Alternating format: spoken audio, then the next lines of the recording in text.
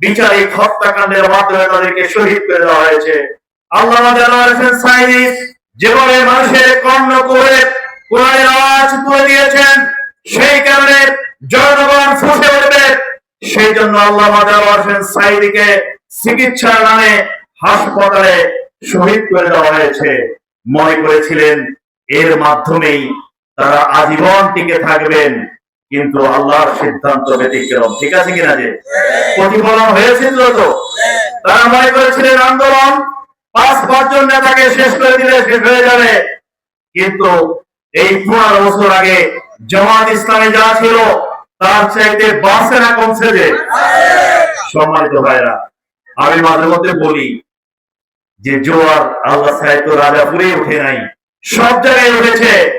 ঢাকা ইউনিভার্সিটিতে জোয়ার উঠেছে, অন্যান্য ইউনিভার্সিটিতে জোয়ার উঠেছে। আগে বলতাম রেজাল্ট কি আমরা 5 তারিখে পেয়েছি?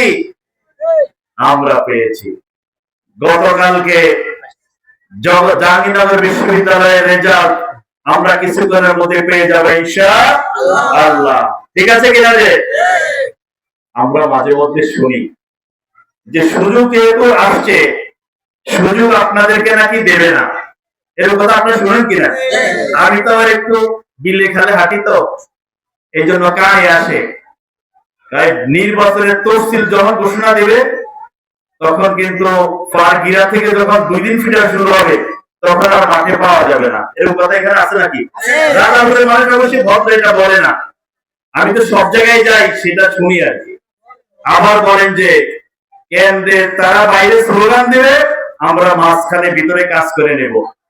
আমরা চ্যালেঞ্জ দিয়ে বলেছিলাম যে বাংলাদেশে যেহেতু ভোটের জন্য 1 মাসের মধ্যে 2000 মেধাবী ছাত্র ছেড়ে দিয়েছে শুধু ভোটের অধিকারের জন্য, সুতরাং সেই ভোটের অধিকার যারা ছিনিয়ে নিতে চাইবে, এদেশের জনগণ সময় মতো সমুচিত জবাব দেবে।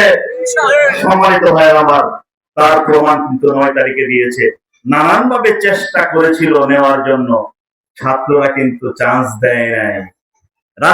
জাহাঙ্গীরনগর বিশ্ববিদ্যালয়ে গোটা শিক্ষকদের নিয়ে চেষ্টা করেছিলেন, কিন্তু ছাত্ররা বলেছে আমার অধিকার, আপনি ছিনিয়ে নেওয়ার কেউ না। পেরেছে? শেষে বয়কট করেছে। এরকম বয়কট করতে বাধ্য হলে কিন্তু অধিকার, মানুষের অধিকার ছিনিয়ে নিতে পারবে না ইনশাআল্লাহ। আমরা দৃঢ়তার সাথে বলে দিতে চাই, যদি আপনারা এই দেশে কোরআনের বিধানকে প্রতিষ্ঠার জন্য সাহসিকতার সাথে মাঠে থাকেন, তাহলে যারাই কেন্দ্র দখলের চিন্তা করবে, তারা এমন কঠিন প্রতিরোধের সম্মুখীন হবে যেটা তারা কল্পনাও করতে পারে না। রাজি আছেন তো?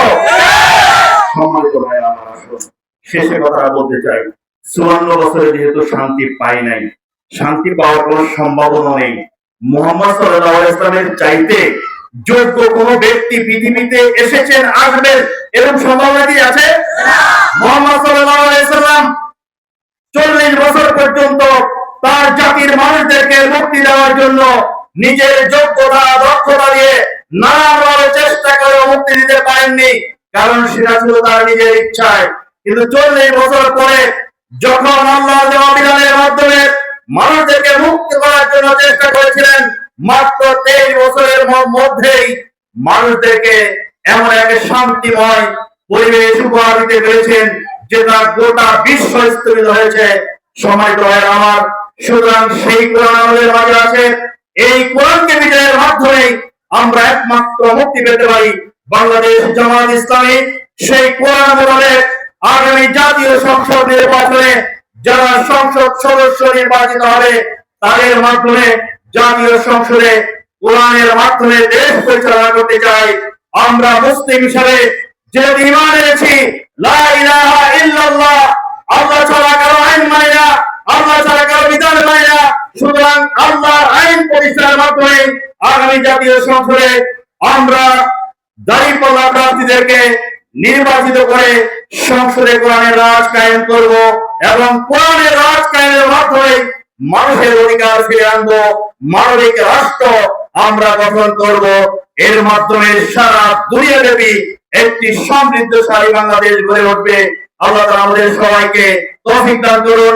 আসসালামু আলাইকুম ওয়া রাহমাতুল্লাহ।